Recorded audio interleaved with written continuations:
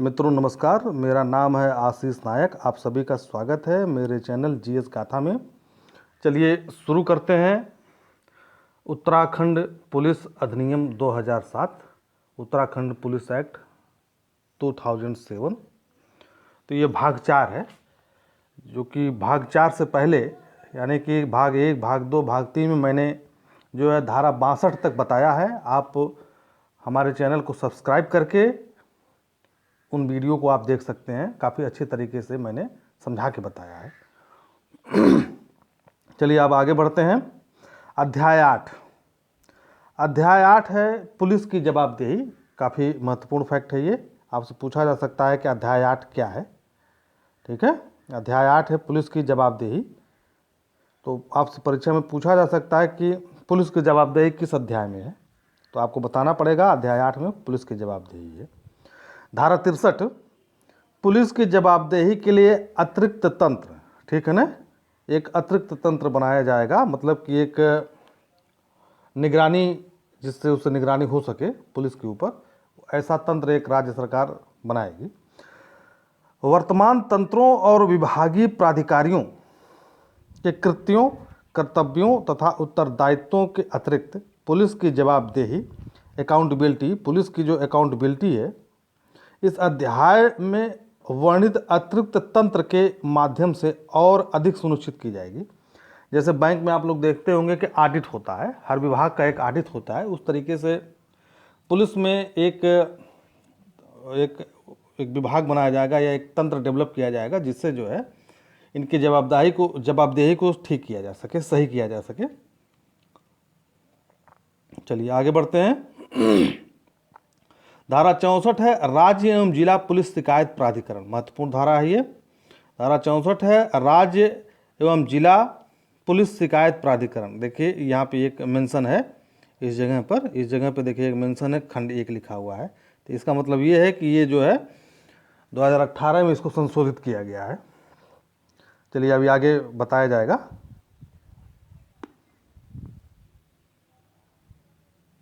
देखिए तो ये प्रस्थापित है, आया है 2018 में, ये जो है धारा 64 लाया गया है। ठीक है, इसमें फेरबदल की गई है धारा 64 में और इसके उपखंडों में भी। तो धारा 64 खंड 1, राज्य सरकार धारा 71 में दिए गए कृत्यों के निर्वहन के लिए एक राज्य शिकायत प्राधिकरण, ठीक है ना, एक जो है कंप्लेंट बॉडी का जो है गठन करेगी। शिकायत प्राधिकरण की एक कंप्लेंट ट्रिब्यूनल की जो है गठन करेगी, जिसे एतद पश्चात, इस धारा के पश्चात यानी कि धारा 64 के बाद जब भी इसका नाम आएगा सिर्फ वहाँ पे प्राधिकरण लिखा रहेगा। एतद पश्चात मतलब इसके बाद प्राधिकरण कहा गया है का गठन करेगी, जिसमें एक अध्यक्ष और 4 अन्य सदस्य होंगे। महत्वपूर्ण फैक्ट है, जिसमें एक अध्यक्ष और 4 अन्य सदस्य होंगे। तो शिकायत प्राधिकरण में एक अध्यक्ष होगा और 4 अन्य सदस्य होंगे, आप इसे याद करिए। खंड 2 को राज्य में राजस्व पुलिस व्यवस्था एवं रेगुलर पुलिस व्यवस्था प्रचलित होने के दृष्टिगत रखते हुए कुमाऊं मंडल, देखिए एक कुमाऊं मंडल के जिले के लिए नैनीताल के हल्द्वानी में शिकायत प्राधिकरण गठित की जाएगी। इस प्राधिकरण का क्षेत्राधिकार कुमाऊं मंडल के समस्त जिलों अर्थात नैनीताल, उधम सिंह, अल्मोड़ा, बागेश्वर, चंपावत और पिथौरागढ़ होगा। उक्त क्रम में गढ़वाल मंडल के लिए जिला देहरादून में भी जिला शिकायत प्राधिकरण गठित की जाएगी। यानी कि कहाँ कहाँ होगा, एक नैनीताल में होगा शिकायत प्राधिकरण और एक होगा देहरादून में। देहरादून मंडल के तहत जितने ज़िले आते हैं, देहरादून, हरिद्वार, पौड़ी, चमोली, रुद्रप्रयाग, टिहरी, उत्तरकाशी, तो 2 जगह जो है शिकायत प्राधिकरण का जो ऑफिस होगा, जो बिल्डिंग होगी या जो कार्यालय होगा वहाँ पे होगा, एक देहरादून में और एक नैनीताल में। ठीक है, एक होगा गढ़वाल मंडल के देहरादून में और कुमाऊं मंडल के नैनीताल में होगा। आगे बढ़ते हैं।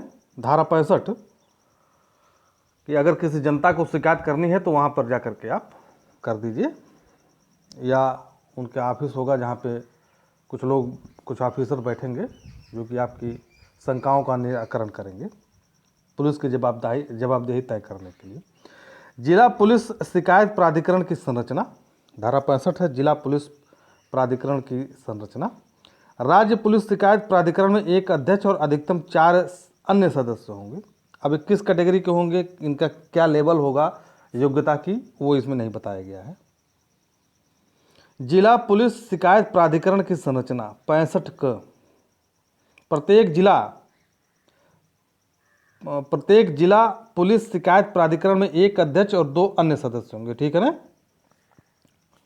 अब यहाँ पे देखिए दोनों धाराएं जो हैं एक सी हैं, आपको लग रहा होगा, लेकिन ये जो है मंडल स्तर के है, जो वो नैनीताल और देहरादून में जो ऑफिस खुलेगा उसके लिए है ये, ठीक है ना।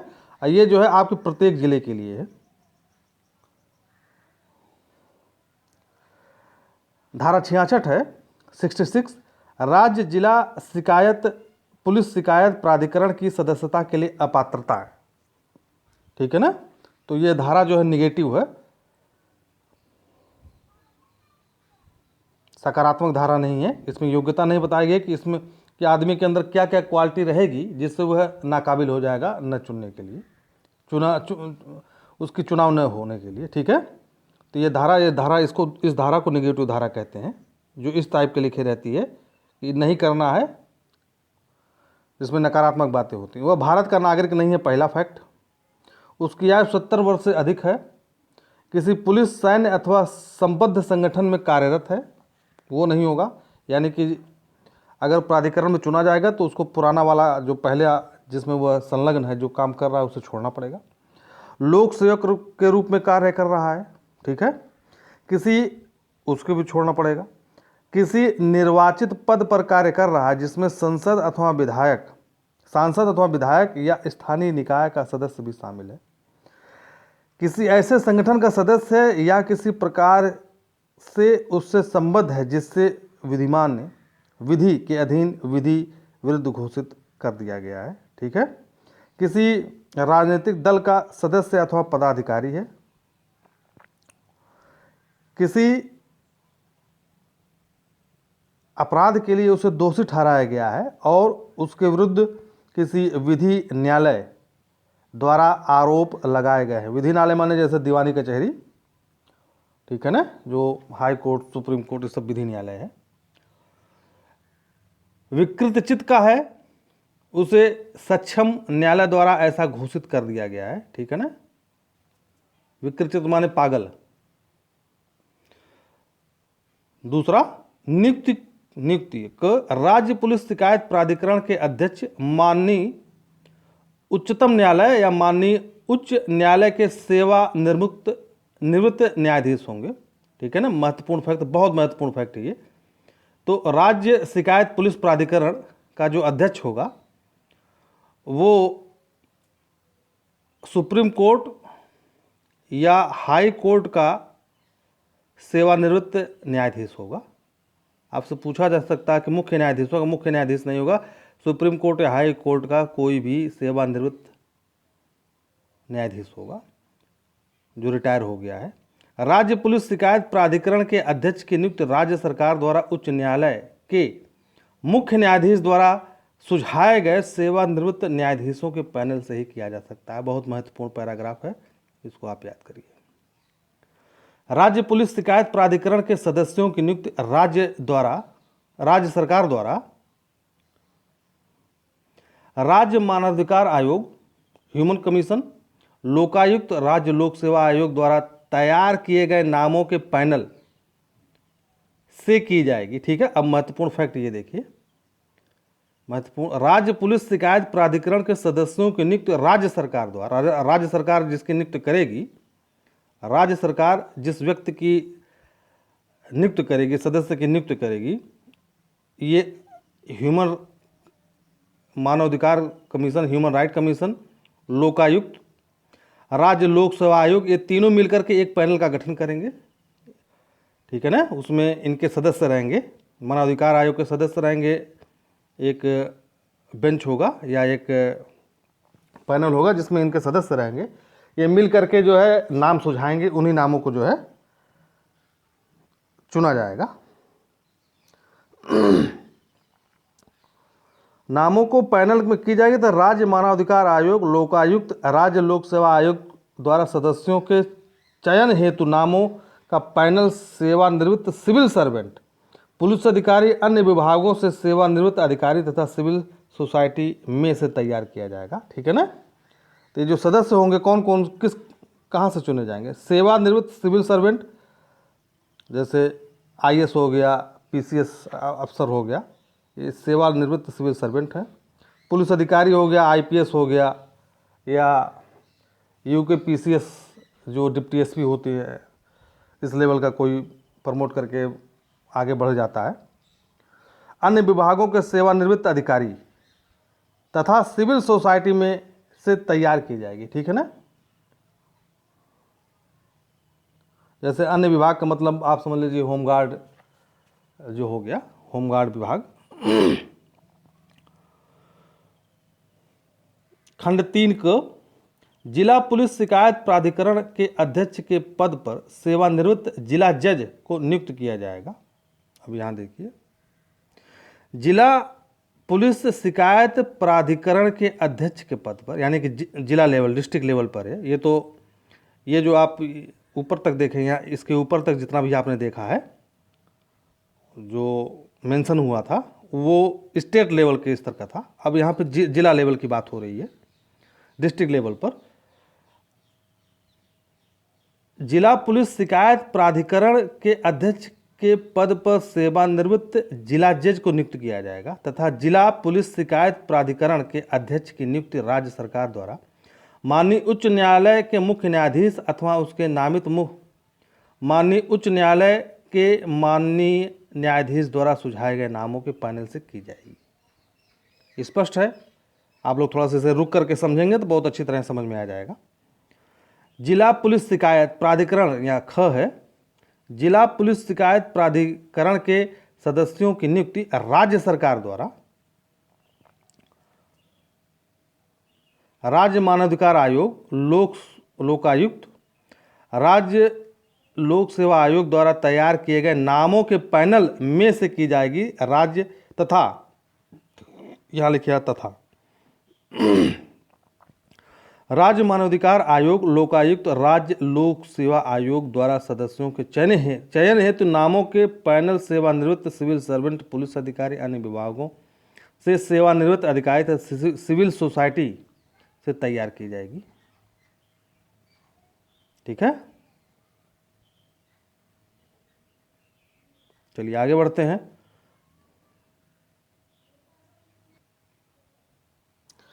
धारा 67 है, राज्य एवं जिला पुलिस शिकायत प्राधिकरण के अध्यक्ष और सदस्य की पदावधि और सेवा शर्तें।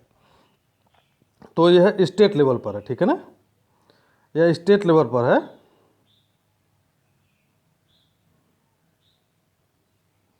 यह स्टेट लेवल पर है, यानी कि राज्य स्तर पर है। पहला, किसी सदस्य और अध्यक्ष की पदावधि 3 वर्ष होगी। महत्वपूर्ण फैक्ट है ये। वह अपने कार्यकाल के समाप्त होने से पहले किसी भी समय त्यागपत्र नहीं देता अथवा ख उसे धारा 68 में उल्लिखित किसी कारण से पद से नहीं हटाया जाएगा। ठीक है ना। खंड 2, अध्यक्ष तथा सदस्य पुनर्निर्वाचन के पात्र होंगे, दोबारा इनको चुना जा सकता है। खंड 3, सदस्यों का पारिश्रमिक भत्ता यानी कि वेतन राज्य सरकार द्वारा समय समय पर अधिसूचित किया जाएगा। जो राज्य सरकार नियत करेगी वही होगा।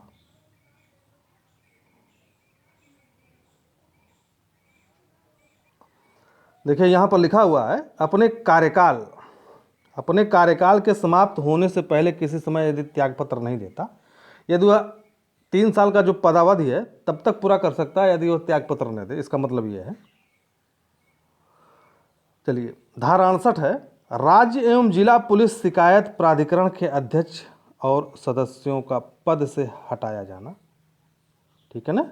अब ये राज्य और जिला दोनों के बारे में बताया गया, उसके सदस्य और अध्यक्ष किस तरीके से हटाए जा सकते हैं। राज्य एवं जिला पुलिस शिकायत प्राधिकरण के अध्यक्ष अथवा किसी सदस्य को राज्यपाल के आदेश द्वारा निम्नलिखित कारण से उसके पद से हटाया जा सकता है। राज्यपाल के आदेश द्वारा, ठीक है ना। महत्वपूर्ण फैक्ट क्या है, राज्यपाल के आदेश द्वारा ही पद से हटाया जा सकता है। कब? प्रमाणित अवचार अथवा दुर्व्यवहार, बदतमीजी किसी के साथ कर दिया, मारपीट हो गई, ठीक है। दुर्व्यवहार का मतलब आजकल लैंगिक संबंधों से जोड़ करके आप देख लीजिए, समाज में जो है गाली दे करके बात करता है। अवचार का मतलब होता है गाली दे के बात करता है, माँ बहन के हमेशा गाली देता है, इस तरीके का अवचार होता है। प्राधिकरण के कर्तव्यों के पालन में निरंतर उपेक्षा, जो कर्तव्य उसको, जो कार्य सौंपे गए हैं, आज नहीं, कल नहीं, परसों नहीं, लेट लतीफी उसमें उस व्यक्ति के अंदर बहुत ज़्यादा है, ठीक है ना। समय पे काम नहीं करता है, तब उसको हटा दिया जाएगा। किसी ऐसी परिस्थिति का उत्पन्न होना जिसके कारण कोई सदस्य धारा 66 खंड 1 के अधीन प्राधिकरण में नियुक्त होने के लिए अपात्र हो गया। कोई ऐसी बात हो जाए जिससे वह अपात्र हो जाता है। धारा 66 खंड 1, यहाँ पे आप देखिए धारा 66 खंड 1 क्या कहता है, 66 खंड 1 क्या कह रहा है, ठीक है ना। ये है जैसे वह पाकिस्तान की नागरिकता ले ले या नेपाल की नागरिकता ले ले तो ख़त्म हो जाएगी उसकी सदस्यता। 70 वर्ष से ऊपर चला गया है भाई, 69 वर्ष में चुना गया, अब उसकी 70 वर्ष से ऊपर उसकी आयु हो गई है तो उसको हटा दिया जाएगा। तो ये तरीका है, ठीक है, आप उसको ध्यान से पढ़ लीजिए। घ, किसी सदस्य द्वारा अपने पद के कर्तव्यों के अतिरिक्त अपने पद पर कार्य करते हुए कोई अन्य वैतनिक नियुक्ति प्राप्त करना। ऑफिस ऑफ प्रॉफिट हो गया जैसे, ठीक है। अब जैसे मान लीजिए कोई सदस्य नियुक्त किया गया है प्राधिकरण में और उसने जो है मान लीजिए बीजेपी का या कांग्रेस का अध्यक्ष भी हो गया, तो राजनीतिक दल का जो कार्यकर्ता या अध्यक्ष, उपाध्यक्ष, सचिव, महामंत्री होते सब अवैतनिक होती हैं, कोई वेतन तो लेता नहीं है, तब उसमें जो है इसको हटा दिया जाएगा। चलिए, धारा 69, राज्य एवं जिला पुलिस शिकायत प्राधिकरण के कर्मचारी। अब कर्मचारियों के बारे में है। खंड 1, राज्य सरकार प्राधिकरण के सदस्यों के लिए कर्मचारियों की व्यवस्था करेगी, राज्य सरकार करेगी। कर्मचारियों की संख्या राज्य सरकार द्वारा निहित या विहित की जाएगी। निश्चित, विहित का मतलब होता है निश्चित की जाएगी। खंड 3, प्राधिकरण द्वारा कर्मचारियों के चयन ऐसी प्रक्रिया के अनुसार किया जाएगा जो राज्य सरकार द्वारा विहित की जाए। मतलब आप समझ रहे हैं, या तो परीक्षा के द्वारा इनकी नियुक्ति हो, या तो भाई merit, high school, inter, BA का जो मेरिट के अनुसार हो उसकी इसकी नियुक्ति हो, या पीसीएस के थ्रू इनकी नियुक्ति हो, उत्तराखंड पीसीएस के माध्यम से इनकी नियुक्ति हो, किसी भी माध्यम से जिससे नियुक्ति होगी वो राज्य सरकार इसका डिसाइड करेगा। खंड 4, कर्मचारियों का पारिश्रमिक तथा अन्य सेवा शर्तें निबंधन समय समय पर राज्य सरकार द्वारा अधिसूचित किए जाएंगे, ठीक है। राज्य सरकार राज्य जिला पुलिस शिकायत प्राधिकरण को फाइल्ड इंक्वायरी के लिए सीआईए, ये बेकार है, चलिए। धारा 70, कार्य संचालन। धारा 70 है कार्य संचालन। राज्य सरकार पुलिस शिकायत प्राधिकरण अपने तथा जिला पुलिस शिकायत प्राधिकरण के कार्य संचालन के राज्य सरकार के अनुमोदन से स्वयं नियम बना सकेगी, ठीक है। ये कोई बहुत महत्वपूर्ण धारा नहीं है। अब है धारा 71, राज्य पुलिस शिकायत प्राधिकरण के कृत्य क्या है, कर्तव्य कृत्य क्या है, क्या क्या काम करेंगे। खंड 1, राज्य पुलिस शिकायत प्राधिकरण अपर पुलिस अधीक्षक एवं उससे उच्च स्तर के पुलिस अधिकारियों के विरुद्ध शिकायतों पर जांच करेगी, ठीक है ना। राज्य पुलिस शिकायत प्राधिकरण जो है, राज्य पुलिस शिकायत प्राधिकरण, एक होता है डिप्टी एसपी, एक होता है ये जो है आप समझिए डीवाईएसपी, जो पीसीएस के थ्रू आता है। जब डीवाईएसपी प्रमोट करता है, प्रमोशन पाएगा तो एएसपी बनेगा, एएसपी को जो है अपर पुलिस अधीक्षक कहते हैं, उसके बाद जो है एसपी बनता है। अगर ये लड़का 20-21 साल में अगर बन जाए या 25-30 साल में बन जाए तो प्रमोट करके एसपी बन जाएगा, नहीं तो डायरेक्ट एसपी बनते हैं। तो एएसपी, यहाँ एएसपी है ये, तो अपर पुलिस अधीक्षक एवं उससे उच्च स्तर के अधिकारियों के विरुद्ध जो शिकायत मिलती है उसकी जांच जो है, एएसपी से ऊपर के अधिकारियों की जो शिकायत मिलेगी उसकी जांच राज्य पुलिस शिकायत प्राधिकरण करेगा। महत्वपूर्ण फैक्ट है ये।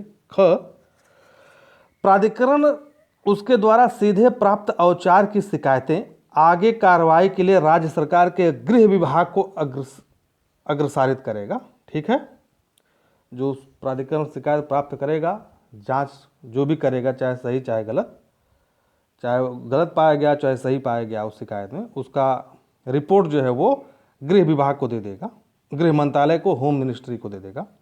ग, प्राधिकरण पुलिस कर्मियों के विरुद्ध गंभीर अवचार की शिकायतें प्राप्त होने पर आरोपों की जांच कर सकेगा। अब गंभीर क्या है? या तो लैंगिक संबंध से हो गया, गंभीर का मतलब किसी स्त्री के साथ अवचार हो जाए, किसी स्त्री का आप समझ सकते हैं, किसी औरत के साथ कुछ भी हो जाए, और या तो इनकाउंटर, जो फर्जी इनकाउंटर टाइप के होते हैं, ये हो जाए, यही सब गंभीर अवचार में आते हैं। ठीक है ना, जो 302 के मामले हैं ये सब गंभीर अवचार में आते हैं। स्पष्टीकरण, इस अध्याय है तो गंभीर अवचार के किसी पुलिस अधिकारी पर ऐसा कोई अभिप्रेत है जिसके कारण, देखिए यहाँ पे लिखा हुआ है, पुलिस हिरासत में मृत्यु हो जाए। ठीक है ना, गंभीर चोट जो धारा 320 में है, जिसमें 7-8 प्रकार दिए हुए हैं ना, हड्डी उड्डी तोड़ देना, दांत तोड़ देना, जो है दांत तोड़ देना, जबड़ा तोड़ देना, ये सब। बलात्कार अथवा बलात्कार का प्रश्न हो जाए, विधिक सम्यक प्रक्रिया के बिना गिरफ्तारी। ठीक है ना, अब विधि की सम्यक प्रक्रिया के समय किसी महिला को पुरुष गिरफ्तार कर ले, किसी महिला को पुलिस सिपाही गिरफ्तार कर ले, इस प्रकार के मानवाधिकारों का उल्लंघन, जेल में ठूस करके उसको पटक के मारा गया किसी भी इंसान को, या लॉकअप में बहुत मारा गया। ठीक है ना, या उसके अंग भंग को चोट पहुंचाया गया, लिंग को नोच लिया गया, ये सब मानवाधिकार का उल्लंघन है। भ्रष्टाचार के आरोप लगाए जाएं, घूसखोरी, जैसे मान लीजिए 302 का मुकदमा है। ठीक है ना, विवेचना के दौरान 300, जैसे मान लीजिए 302 का मुकदमा है, 302 का कोई मैटर है, इसमें 4 लोग हैं, 4-5 लोग हैं, कत्ल करते हुए पाए गए हैं। अब पुलिस अधिकारी ने पैसा लेकर के, घूस लेकर के, मान लीजिए ये आदमी है जो है, इसको जो है पुलिस अधिकारी ने 5-6 लाख रुपया लेकर के विवेचना में इसका नाम निकाल दिया, तो ये सब जो है अवचार आते हैं। आप समझिए इस बात को।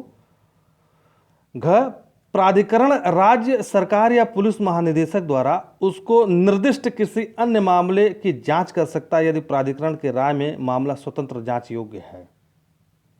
स्वतंत्र जांच योग्य है मतलब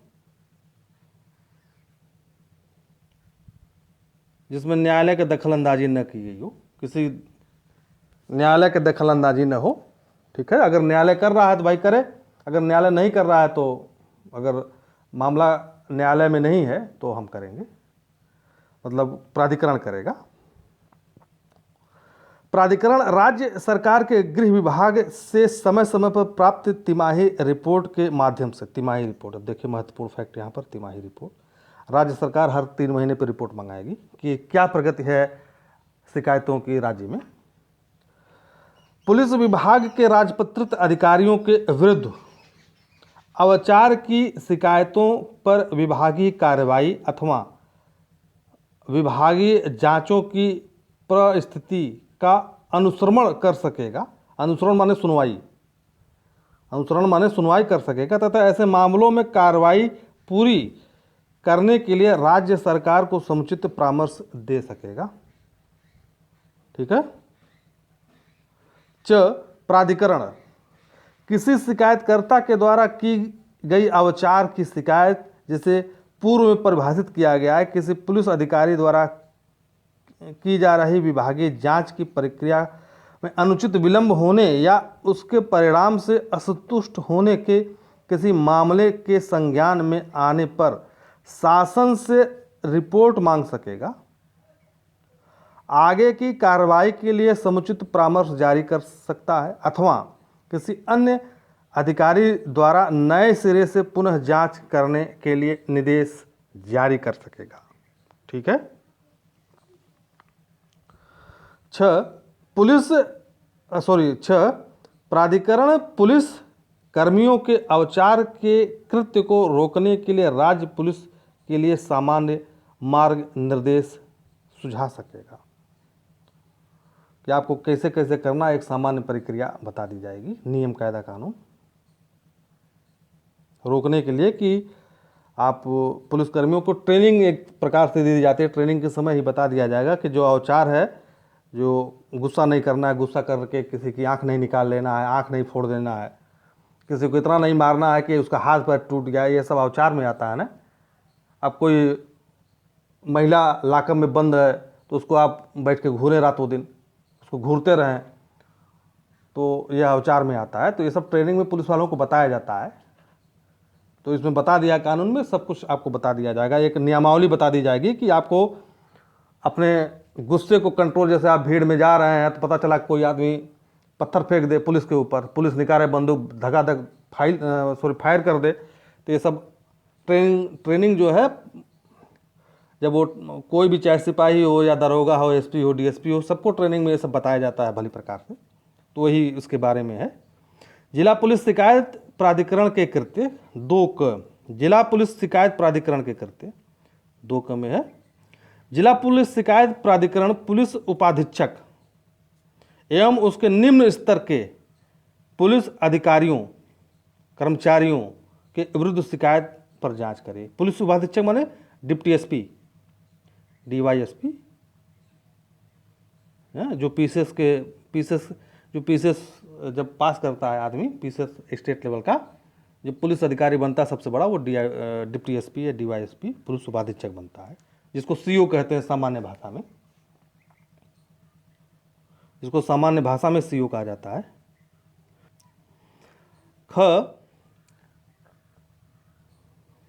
जिला पुलिस शिकायत प्राधिकरण गंभीर कदाचार जो पुलिस अभिरक्षा में मृत्यु, गंभीर चोट अथवा बलात्कार के प्रकरणों के अतिरिक्त पुलिस कर्मियों द्वारा जबरन वसूली, भूमि एवं भवनों पर अवैध कब्जे आदि तथा अन्य गंभीर घटनाओं जिससे पद का दुरुपयोग परिलक्षित हो जांच करेगी तथा विभागीय आपराधिक कार्रवाइयों की संस्तुति करेगी। ठीक है। तो जैसे आप देखते होंगे बहुत सारे पुलिस ऑफिसर हैं, जैसे बहुत बड़ा धनवान आदमी है, अगर उसने कत्ल कर दिया तो उसको बचाने की कोशिश करेंगे। तो इस प्रकार का जो है, अब कोई बिल्डर है, कोई रैमसन मनी है, कोई बिल्डर है बहुत बड़ा, अब कोई बदमाश उससे जो है धन उगाही करना चाहता है, मांगता है पैसा, तो वो पुलिस के पास शिकायत करने आता है, तो पता चला पुलिस वाला बदमाश से साठगांठ करके जो है धन उगाही करना शुरू कर दे, तो इस तरीके का जो है इसमें प्रावधान है।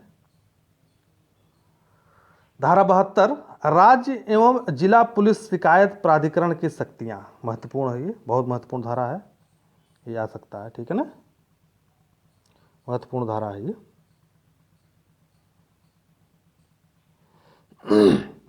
खंड 1 राज्य एवं जिला पुलिस शिकायत प्राधिकरण विधिक विशेषाधिकार के अधीन ऐसे बिंदुओं या मामलों पर किसी व्यक्ति से सूचना प्राप्त करने की अपेक्षा करने के लिए अधिकृत होगा जो प्राधिकरण की राय में जांच के विषय में उपयोगी तथा संगत हो सके, और ऐसा व्यक्ति जिससे ऐसी अपेक्षा की गई है वो जो भारतीय दंड संहिता की धारा 176, 177 के अंतर्गत ऐसी सूचना प्राप्त करने के लिए बाध्यकारी होगा। तो धारा 176 और 177 आईपीसी का क्या, 176 में जो है आईपीसी के सूचना या इत्तला देने के लिए वैध रूप से आबद्ध व्यक्ति द्वारा लोक सेवक को सूचना या इत्तला देने में लोप करना, जिसका यह कर्तव्य है कि वह सूचना दे पुलिस वालों को, वह गोलमाल कर जाता है, सूचना ही नहीं देता है पुलिस को। धारा 76 में 176 में यह बताया गया है। और धारा 177 में मिथ्या इत्तला देना, यानी कि गलत इत्तला देना, गलत सूचना देना पुलिस को। ठीक है ना। चोर पूरब की तरफ भागा है तो बताना कि पश्चिम की तरफ भाग गया चोर, ठीक है ना। चोर अगर पूरब की तरफ भाग करके गया है, अब पुलिस वाले ने हमसे पूछा कहाँ गया चोर, किस दिशा में भागा, तो मैंने कह दिया पश्चिम की तरफ भागा। तो यह जो है 177 में आता है, गलत इत्तला देना।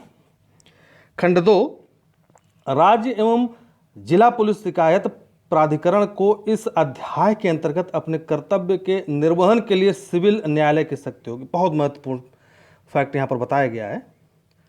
राज्य एवं जिला पुलिस शिकायत प्राधिकरण को इस अध्याय के अधीन सिविल न्यायालय की शक्ति होगी, ठीक है। यानी कि सिविल न्यायालय की तरह उसे दंड भी दे सकता है, दंड के मामले में। ऐसे मामलों में जिसमें राज्य जिला पुलिस शिकायत प्राधिकरण द्वारा सीधे जांच की जा रही हो, प्राधिकरण जांच पूर्ण होने पर अपने निष्कर्ष से राज्य सरकार को सूचित कर सकेगी। उपरोक्त कठिन राज्य जिला पुलिस, थोड़ा सा आप लोग पढ़ लीजिए, गला दर्द करने लगा तब से पढ़ते पढ़ते। अभी मैं समझा दे रहा हूं, आप लोग पढ़िए इसे ध्यान से।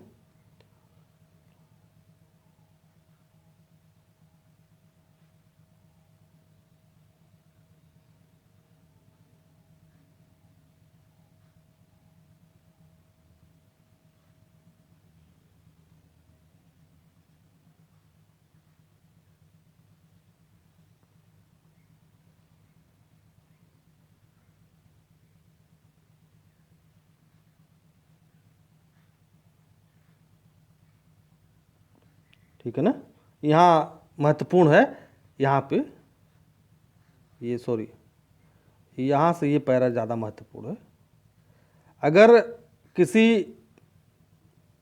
पुलिस के ऊपर या किसी व्यक्ति के ऊपर या जो इस प्राधिकरण या जिला पुलिस प्राधिकरण या राज्य शिकायत प्राधिकरण या जिला शिकायत प्राधिकरण के अंतर्गत जितने भी अधिकारी आते हैं, उनके अंदर अगर उनके खिलाफ यदि कोई भी अनुशासनात्मक कार्रवाई की जाती है तो वो जो है सक्षम न्यायालय में इसकी अपील कर सकते हैं कि मेरे साथ गलत हुआ है।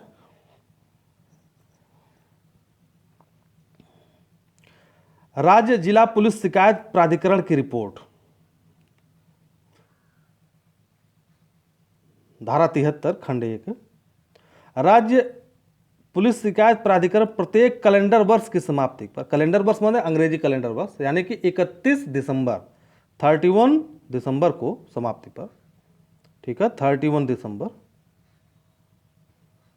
दिसंबर की समाप्ति पर समेकित रूप से एक वार्षिक रिपोर्ट तैयार करेगा जिसमें अन्य बातों के अतिरिक्त निम्नलिखित का समावेशन होगा। क, गंभीर औचार के मामलों की संख्या और प्रकार जिसके द्वारा जांच की गई थी। ख, गंभीर औचार के मामलों की संख्या प्रकार जो शिकायतकर्ता द्वारा शिकायत की विभागीय जांच से असंतुष्ट होने पर संदर्भित किए जाए, यानी कि एक रिपोर्ट जो है वो गजट करेगी राज्य सरकार। ग, उपरोक्त ख में विनिर्दिष्ट मामलों सहित ऐसे मामलों की संख्या और प्रकार। घ, राज्य में पुलिस कर्मियों के द्वारा किए गए औचार का स्वरूप जिन्हें चिन्हित किया गया है। और अंग खंड 2, प्राधिकरण की वार्षिक रिपोर्ट राज्य की विधानसभा के समक्ष रखी जाएगी। ठीक है, महत्वपूर्ण फैक्ट ये देखिए, प्राधिकरण के वार्षिक रिपोर्ट, जो प्राधिकरण जो वार्षिक रिपोर्ट देगी राज्य के विधानसभा के समक्ष रखी जाएगी। महत्वपूर्ण फैक्ट है, प्रश्न आएगा जरूर, यहाँ से प्रश्न पूछा जा सकता है, शिकायत की जा सकती है। तो प्राधिकरण वह रिपोर्ट, जैसे देखिए प्राधिकरण क्या करेगा, प्राधिकरण वह रिपोर्ट जो है वह रिपोर्ट भेजेगा राज्य सरकार को। ठीक है, राज्य सरकार उसको कहाँ रखेगी, विधानसभा में रखेगी। रिपोर्ट एक सार्वजनिक दस्तावेज होगा जो जनता को उपलब्ध होगा। ये देखिए, रिपोर्ट एक सार्वजनिक दस्तावेज होगा जो जनता को उपलब्ध होगा। एक फीस दे करके, मामूली फीस दे करके आप उसको ले सकते हैं। खंड 3, मामूली फीस का मतलब ये होता है जो भाई जितने भी रिपोर्ट है उसको फोटोकॉपी कराने में कुछ स्टाम्प लगता है, कुछ टिकट लगेगा सरकारी, या फीस जमा करना पड़ेगा। भाई फोटोकॉपी कराने में पैसा लगेगा ही, इसलिए। खंड 3, प्राधिकरण उस विशेष मामलों के संबंध में जिनकी उसके द्वारा सीधे जांच की गई है विशेष रिपोर्ट भी तैयार कर सकता है। वो रिपोर्ट भी जनता को उपलब्ध कराई जाएगी। किसी खास मामले में, जैसे मान लीजिए निर्भया कांड हो गया उत्तराखंड में, तो उस मामले में प्राधिकरण ने एक विशेष मान लीजिए जैसे निर्भया कांड हुआ, उस टाइप का कांड किसी अधिकारी प्राधिकारी द्वारा किया जाता है उत्तराखंड में, आम जनता द्वारा नहीं, अधिकारी प्राधिकारी द्वारा किया जाता है।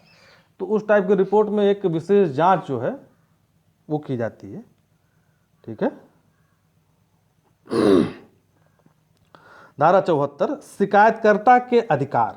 शिकायतकर्ता के क्या क्या अधिकार, यानी जैसे मैं हूं, एक आम आदमी है भाई, शिकायत आम आदमी ही करता है क्योंकि आम आदमी ही पीड़ित होता है।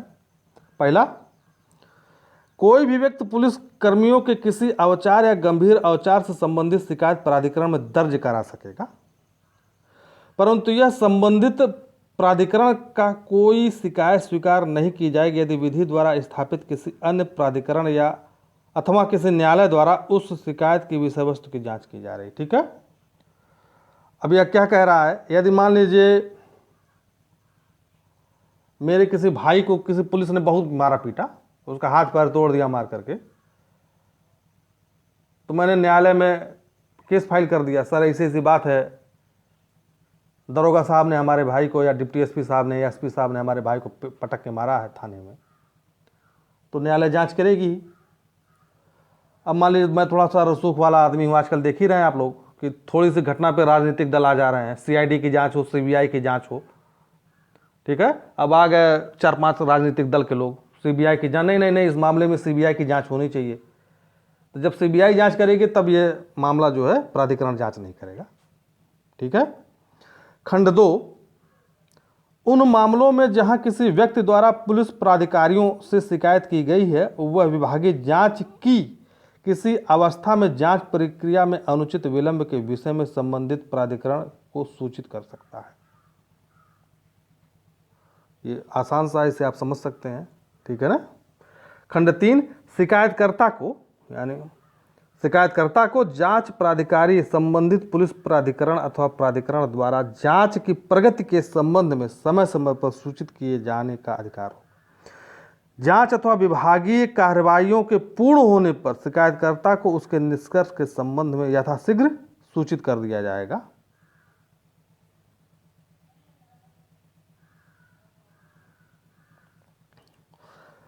सद्भावना पूर्वक किए गए कार्य के प्रति संरक्षण। सद्भावना पूर्वक, भूलवश, ठीक है ना, आप लोगों ने आईपीएस में पढ़ा होगा सद्भावना पूर्वक,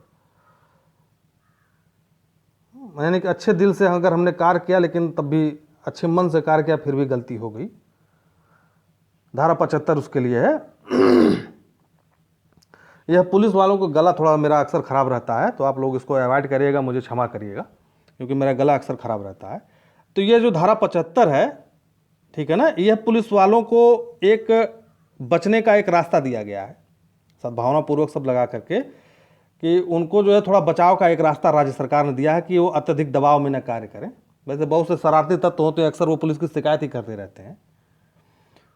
तो पुलिस हर वक्त हर हमेशा बुरा नहीं होती है, हर वक्त बुरा नहीं होती है, ठीक है ना, लेकिन हमारे समाज ने उसको मिल करके बुरा बना दिया है। चलिए आगे बढ़ते हैं।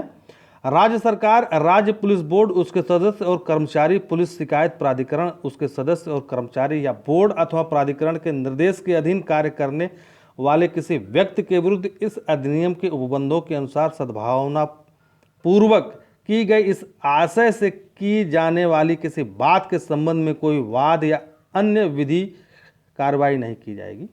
ठीक है, आप देख लीजिए, अगर पुलिस वाले ने साबित कर दिया कि यह काम मैंने सद्भावना पूर्वक किया है तो वो नहीं किया जाएगा। भाई जैसे कहीं चोरी हो गई, पुलिस वाले ने किसी अपराधी को एक चाटा मारा या 2-3 चाटा मार दिया, वो बेहोश हो गया, उसके दांत वो टूट गए, तो अब इतना कमज़ोर भी नहीं होना चाहिए 2 चाटा खाने में जो है दांत टूट गए। ठीक है, तो ये सद्भावना पूर्वक कार्य है। तो कह देगा भैया हम तो 2 चाटा मारे, अब हमको क्या मालूम तो अंदर से इतना कमज़ोर है। वित्तीय पोषण, अब जो प्राधिकरण उसका वित्तीय पोषण कहाँ से होगा? कृत्यों के दक्षता पूर्वक निष्पादन के लिए, प्राधिकरण नहीं मतलब वित्तीय पोषण पुलिस वालों के लिए, कृत्यों के दक्षता पूर्वक निष्पादन के लिए राज्य के बजट के समुचित मुख्य शीर्ष में पृथक संगठक जैसा राज्य सरकार द्वारा निर्धारित किया जाए प्रदान किया जाएगा। तो मित्रों, ये वीडियो बहुत लंबा हो चुका है यहाँ पर, तो आप हमारे चैनल को सब्सक्राइब करिए, लाइक करिए। अब जो है 11 धारा और है, उसको मैं अगली वीडियो में आज ही अपलोड कर दूंगा। आप लोग उसको देख करके उसका लाभ उठाइए और उत्तराखंड परीक्षा जरूर निकालिए एपीओ का। धन्यवाद।